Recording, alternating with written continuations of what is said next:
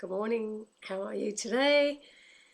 This is a Sunday, 10th of April, 2022. I love how I'm quite often when I'm doing a reading, Spirit will give me an analogy to share with somebody, and it just makes so much sense. They try to put things in such simple terms so that we understand it, from our human brain level. And something that I learnt the other day, which was a good way of putting it, was someone had asked me, they only thought their loved one could hear them when they were in that connected mode themselves, when they were thinking about their loved one, when they were praying for their loved one. And that's when that was their time.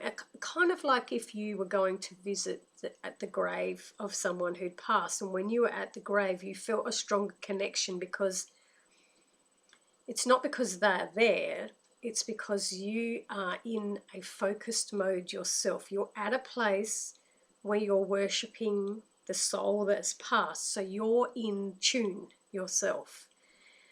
So in your mind, you think that you are more connected to them when you are in tune. So when the day goes on and you go and do other things during the day, you don't think that they are with you, but they are still with you. It's because you're not tuned in. You're the one who tunes into energy and tunes out of energy. They're always there. And so the way that my guides explained it was, think of a television that's in your room.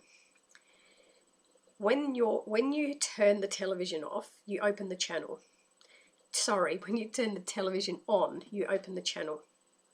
So you can either sit down and look at the television and take all the information that's being fed from there. This can be like in a movie, in a story, in anything. Even on the computer, when it's switched on, you're watching a video, you're watching me right now. You're in tune with me, what I'm saying, and you're listening.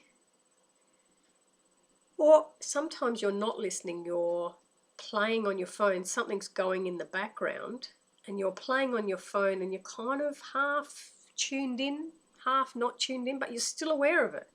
You're still aware of it because it's grabbing your attention. And in that moment, you are tuned in. You're tuned into the energy of what you are watching. When the television is turned off or the computer's turned off, and there's just a blank screen there, and you're in the same room, it's still there. The television is still there. The computer is still there. But just because there's nothing on the screen grabbing your attention, you don't notice it. So you can walk past the television 100 times when it's not switched on and think nothing of it. Walk past the computer, think nothing of it. That is still there. It's you that's not tuned in, because you could still sit in front of a blank screen and tune into it. You can still get yourself in tune and even look at a blank screen and get something out of it. So can you see how it's you who is the one who switches on that frequency, or you have the frequency turned off? So your spirits, guides, your loved ones, all those souls that are around you are constantly there. Their energy is constantly part of you. It's part of who you are. It is you who is tuning into them or not tuning into them. So it's not them going away and coming back and going away and coming back. It's you tuning in and tuning out.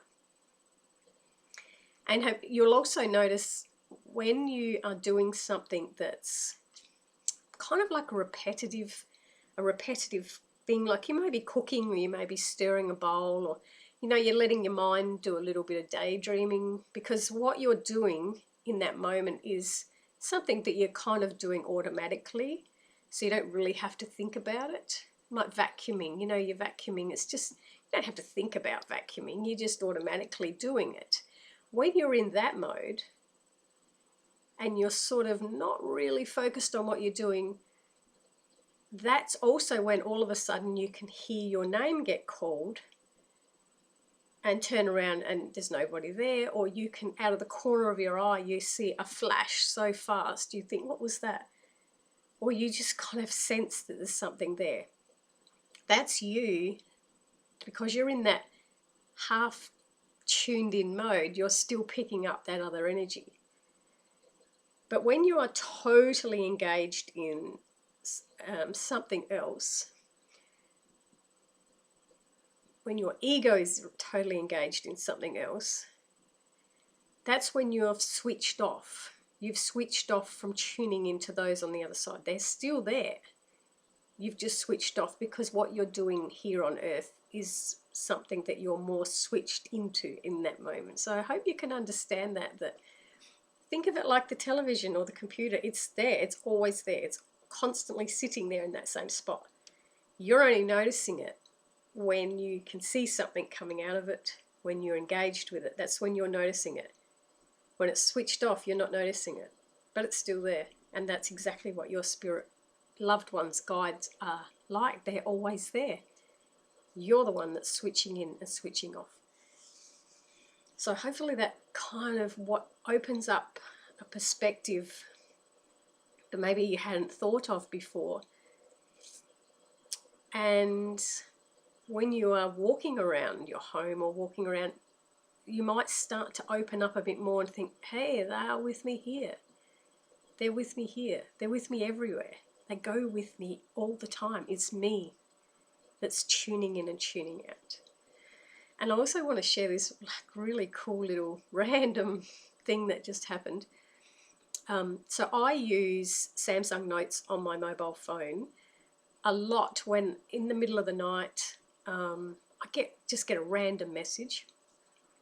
And I want to remember it, it's like it's a flash message that comes to me. It's either names or it's a topic to talk about. A lot of the stuff that I talk about on here is random thoughts that come through, usually really, really late at night or when I've just woken up. And because I'm not going to remember them, I will grab my phone, go into Samsung Notes, and I write down so that it's there.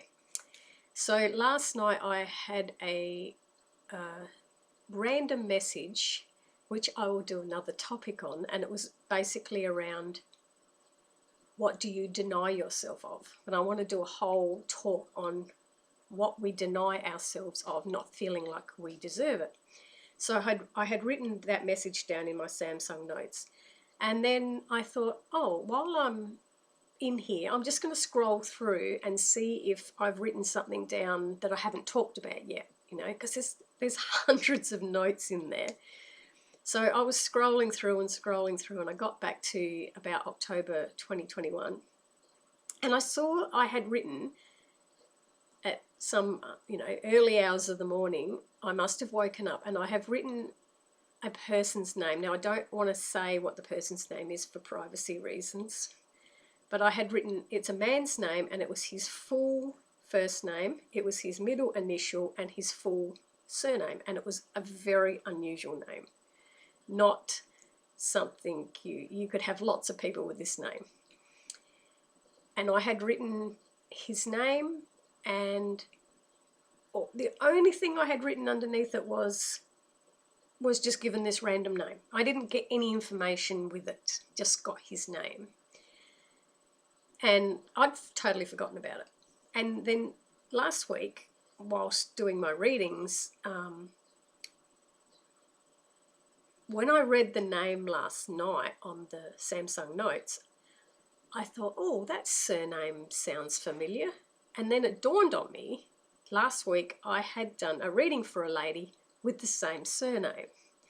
Now, when I was doing her reading last week, I didn't remember what I'd written in Samsung Notes. Nothing about that came through.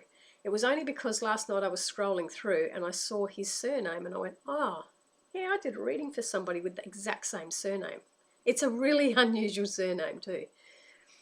So randomly I emailed her last night and said, this is going to sound a bit strange, but I use Samsung Notes whenever I get a message, and I screenshotted the note I had written and I sent it to her and I said, I wrote this in October 2021. It just had the same surname as you, so I'm just wondering, out of curiosity, is there anybody who's passed over or alive related to you with that exact same name?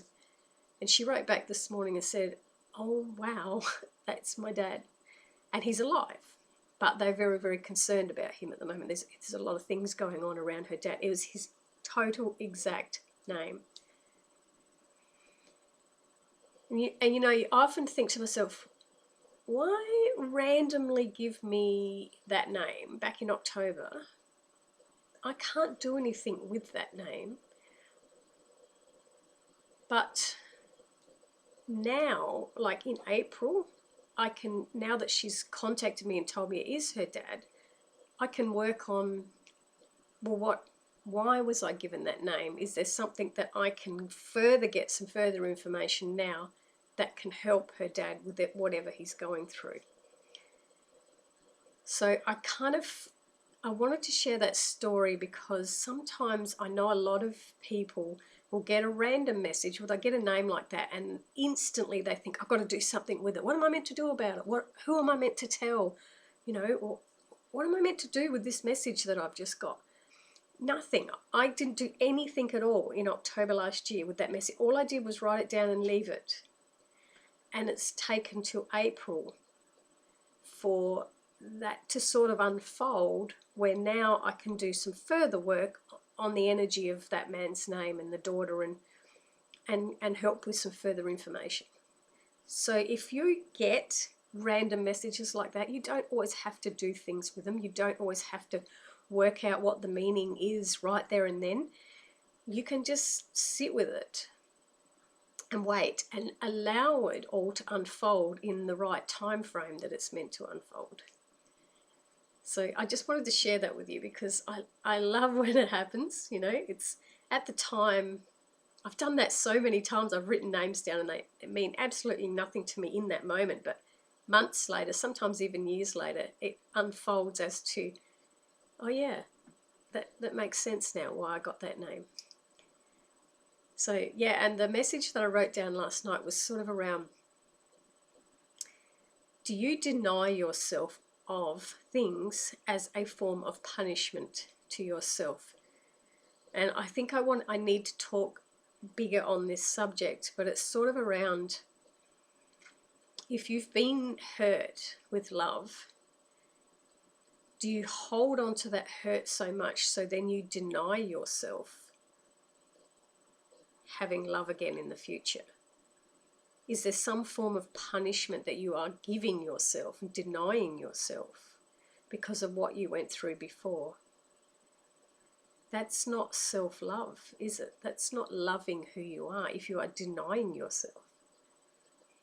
If you've made mistakes with money in the past, are you then denying yourself wealth in the future because you don't feel like you deserve it? You don't feel like you're responsible enough to have that wealth. So you deny yourself out of punishment. Can you see what this sort of is implying, what this message that was coming through last night is implying as to, can we sit down and really take notice of what we deny ourselves of and why? Understanding why we deny ourselves that.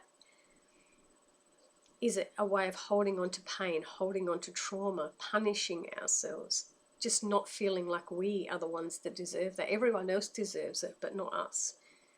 Or I made a mistake, am I going to make that same mistake again? So I deny myself. So I know that there's more around this that's going to be coming through, which I'll probably talk about over the next few days when it all comes through. But just thought I wanted to share those few things with you. If you can understand that Spirit's always there, it's you that's tuning in and tuning out, whether or not you're denying yourself. And if you do get messages, you don't always have to do anything with them right there and then. Just write them down. Keep a record of it, write it down, and wait. Just wait and watch it unfold. So It's a Sunday here, Sunday morning. Actually, a nice sunny day. I should be outside, but I'm going to be doing. I'm working on the computer all day today, so. But I'm sitting near the window with the sun shining. So I hope you have a lovely day too.